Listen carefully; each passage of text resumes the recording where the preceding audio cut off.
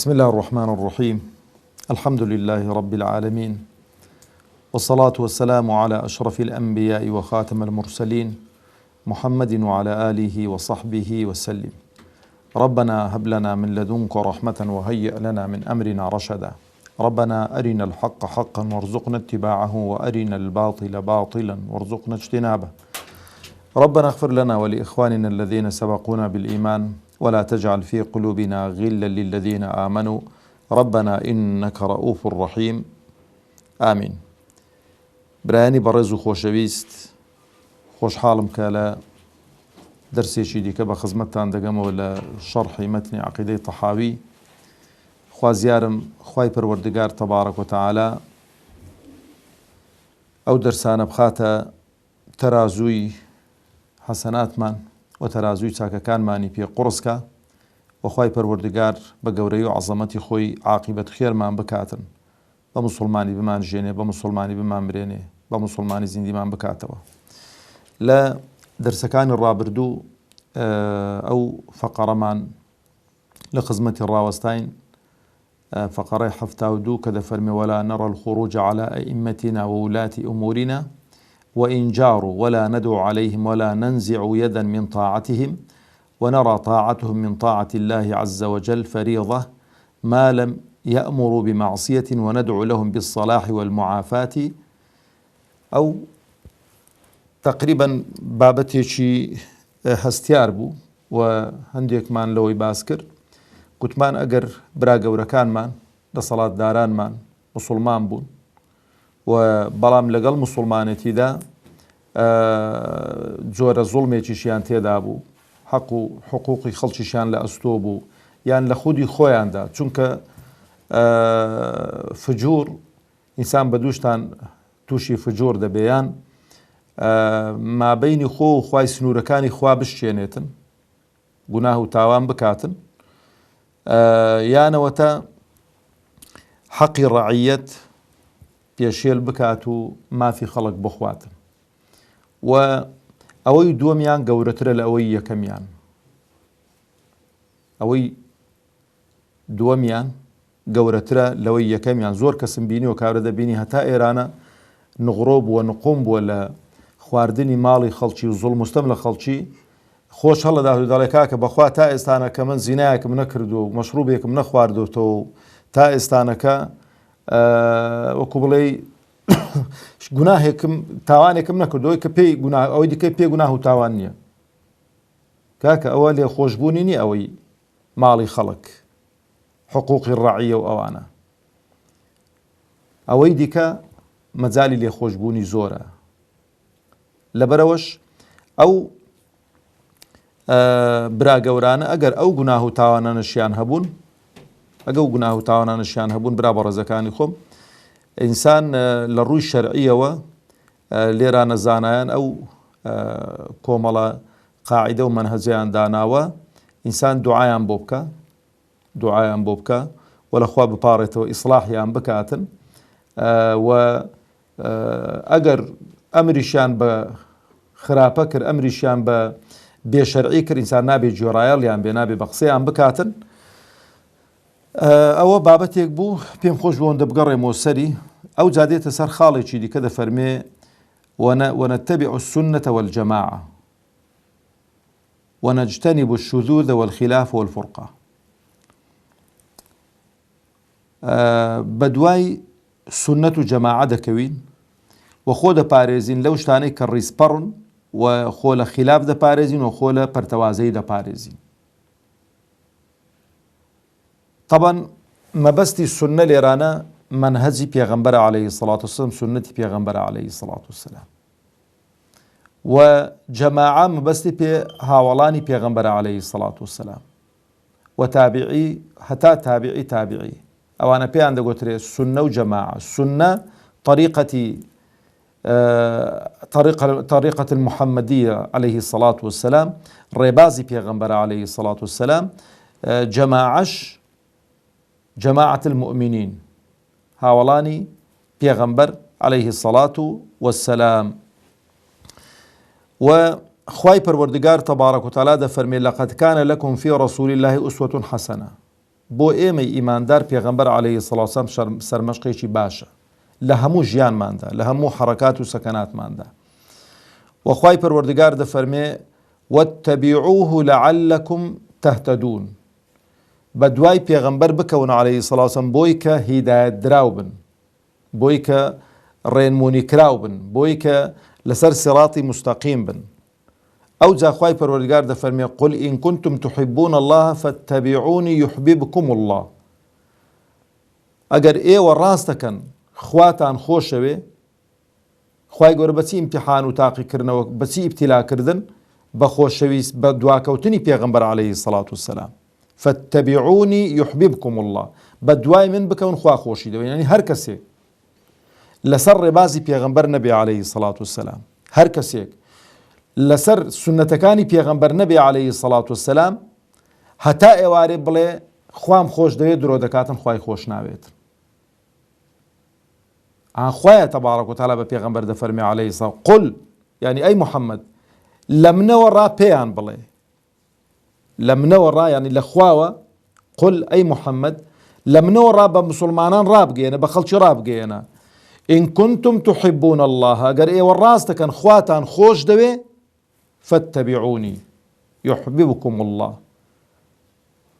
برا بەڕێزەکانی خۆم، حونەری نییە تو خوات خۆش بوێتن،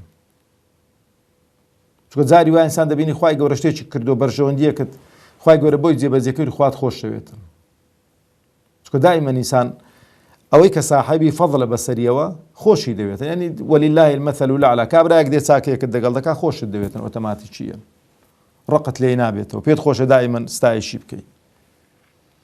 خوا تەبارەک و تەعالا خاوەنی فەضل و منەتە بەسەرمانەوە. هەر تەماشەکە تەماشەی خۆت کە خوای گەورە چەند بەڕێک و پێچی خەڵق کردووی خۆشت دێ، دەڵێ چانی خوای گەورە چی خوای وەچی فڵان کەست خەڵق نەکردو.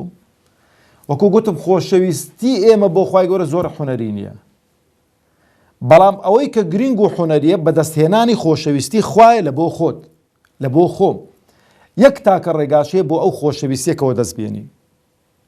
خوای گەورەشی ئەعلانی کردو، ئەوە نییە بڵێ وەڵا شاربیتەوە خەڵک خۆمان دیکە وەڵا دەبی لێرانە، نا پێی گوتوین ئەگەر ئێوە ڕاست دەکەن خواتان خۆش دەوێ فاتبعوني. اتباع یانی چی؟ یانی بە دوای پێغەمبەر بکەون عەلەیهی سەڵات وسەلام. لە چی؟ لە ئوموری عیبادەت برا بەڕێزەکانی خۆم، لە ئوموری خواپەرستیدا، وەلەو شتانەی کە سنەتی پێغەمبەرن عەلەیهی سەڵات وسەلام ئەمری فەرمووە بۆی جێبەجێیان کەین. جا لە شێوازی دەست و نوێژ شۆردنەوە، لە شێوازی ڕاوەستان لە نوێژەوە، لە شێوازی ئیفتتاحی نوێژەوە، لە زکری دوای نوێژ،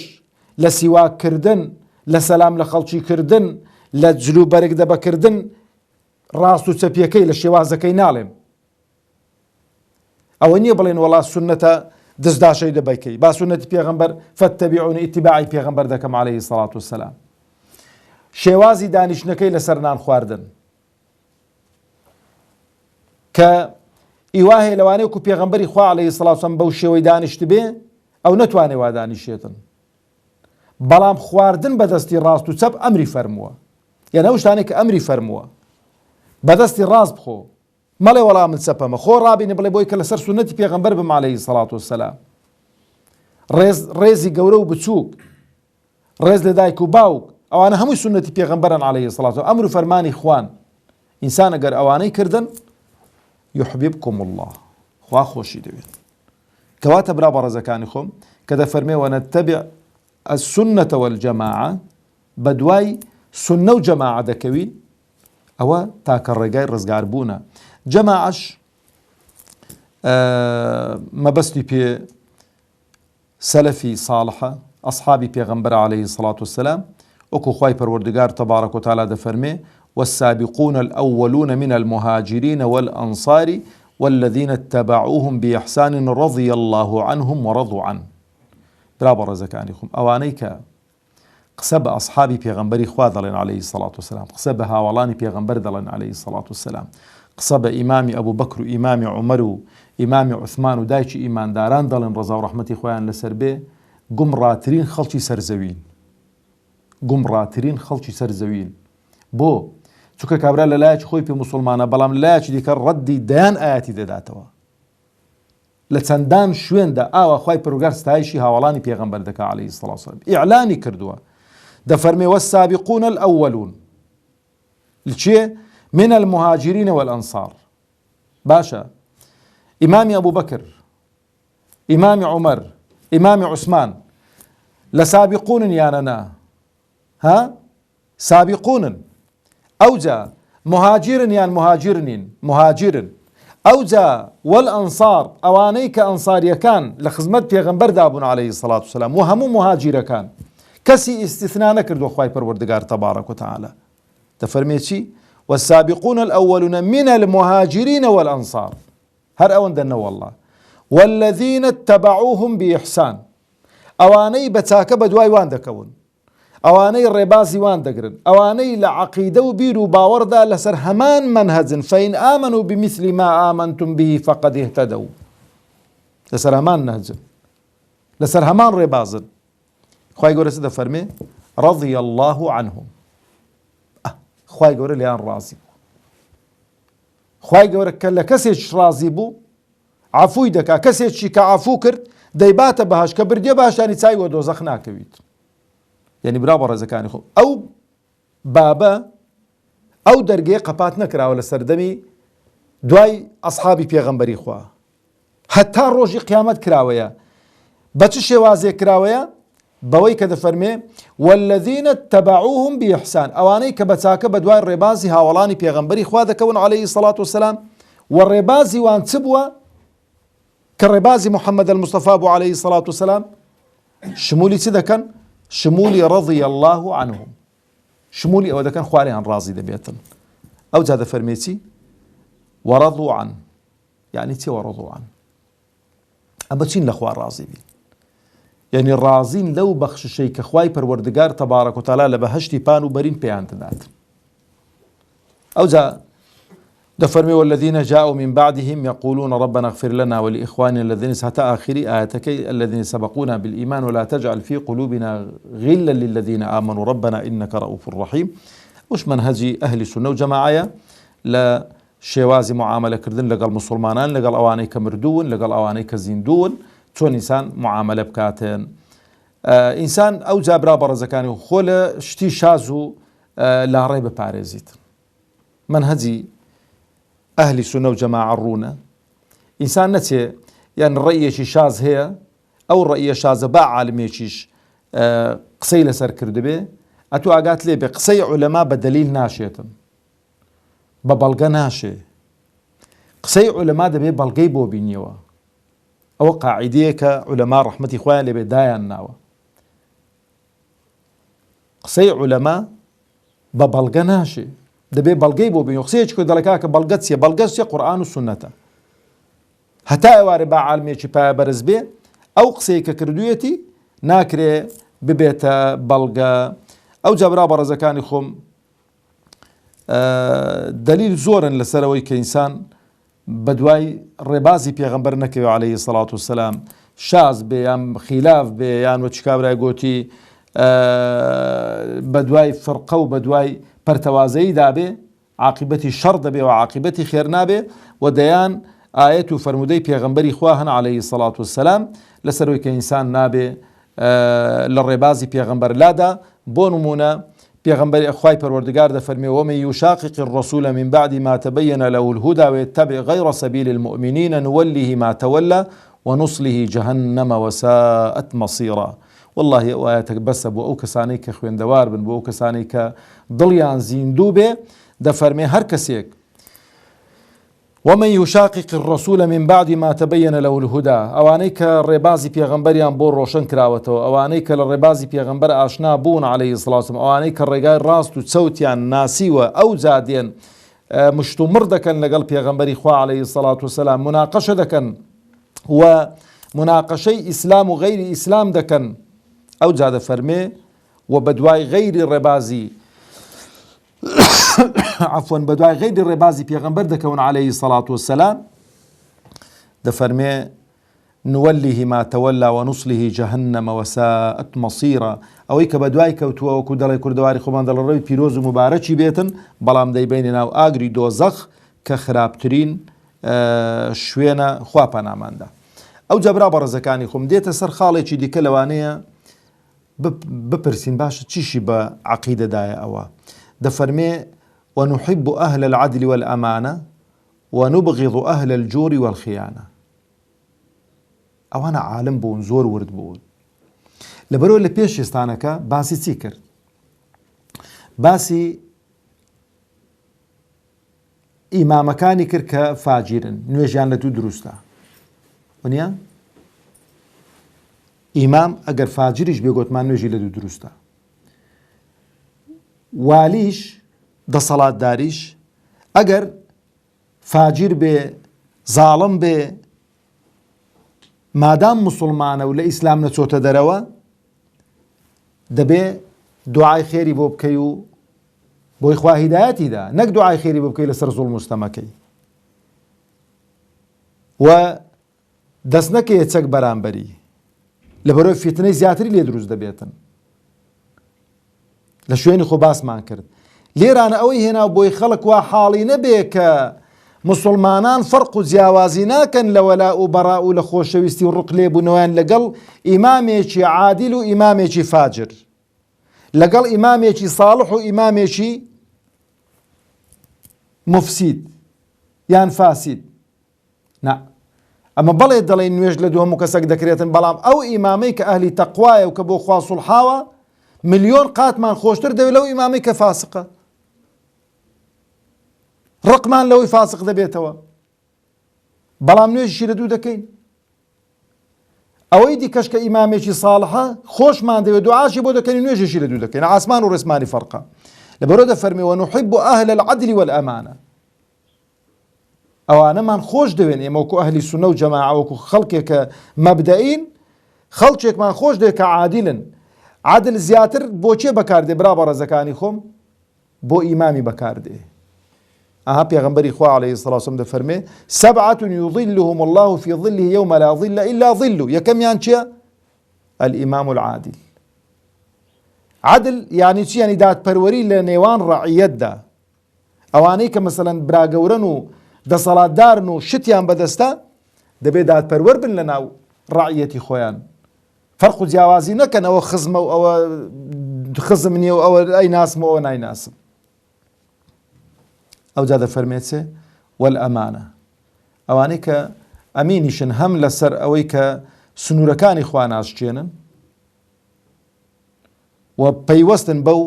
میثاقەی کە خوای پەروەردگار تەبارەک و تەعالا لێی وەرگرتوین و بەو وعد و بەڵێنەی کە بە پێغەمبەرانمان داوە عەلەیهیمو السەڵاتو وەسسەلام و بەو مەنهەجەی کە فێری بووین ئەمانەت ئەوەیە کە تو هەر شتێکە و لە شوێنی خۆی دابنی ئەمانەت هەر دەستپاچی نییە ئەمینی ئەوەشە تو مەسەلەن نەزەر نەکەی ئەمینی ئەوەتە کە زینا نەکەی ئەمینی ئەوەیە کە مەشروب نەخۆیەوە ئەمینی ئەوەیە کە ڕیبا نەکەی ئەمینی ئەوەیە کە لەگەڵ جیرانت خیانەت نەکەی زۆرن ئەو شتانە ئینسان کە ئەنجامیان بداتن ونبغض أهل الفجور والخيانة وڕقیشمان لە کەسانێکە کە ئەهلی فجورن فجور یانی چی وەکو گوتم کابرا فاجر بە گوناهێکی گچکەش فاجر دەبێتن درۆیەکی دەکا پێی فاجر دەبێتن حرامێکی دەخوا پێی فاجر دەبێتن سوێندێکی بە درۆ دەخوا پێی فاجر دەبێتن ئەوجا بەڵام یەک شتان ئاگا لێبی فجور بیدایەتی ڕێگایە بۆ چوونە ناو دۆزە خوا پەناماندا صدق بیدایەتی ڕێ بۆ چوونە ناو بەهەشت خوا بە قسمەتمان کە یەکەم هەنگاوی فجور کابرا لە شتێکی گچکۆ دەست پێ دەکاتن دەهوردە دەڕوا گەورە دەبێت تا لێڕادێت تا دەگاتەوەی دۆزەخەکەی خوا پەناماندا صدقیش هوردە بەرزت دەکات و تا دەتگەینیتە بەهەشت فجور چۆن کوفری گەورە و گچکەمانەی فجوری گچکە و گەورەشمان هەیە زینا هەر فجورە نەزەری شەر فجورە بەڵام ئەوە شتێکی گچکۆکەی و شتێکی گەورەیە زانایان ڕەحمەتی خۆیان لێبێ بە تەفسیلی قسەیان لە وە خیانەتیش برا بەڕێزەکانی خۆم گوێڕایەڵی نەکردنی خوای پەروەردگار خیانەتە گوێڕایاڵی نەکردنی پێغەمبەران خیانەتە و زوڵمکردنیش لە موسڵمانێکی هەر خیانەتە، کەواتە خیانەتیش بابێکی فراوانە و ڕقیشمان لە ئەهلی فجور و خیانەتیش دەبێتەوە. خوای گەورە تەبارەک و تەعالە عاقبەتمان خێر بکاتن و خوای پەروەردگار سەربەرز و سەرفرازی دنیا و قیامەتمان بکاتن. والسلام عليكم ورحمة الله وبركاته.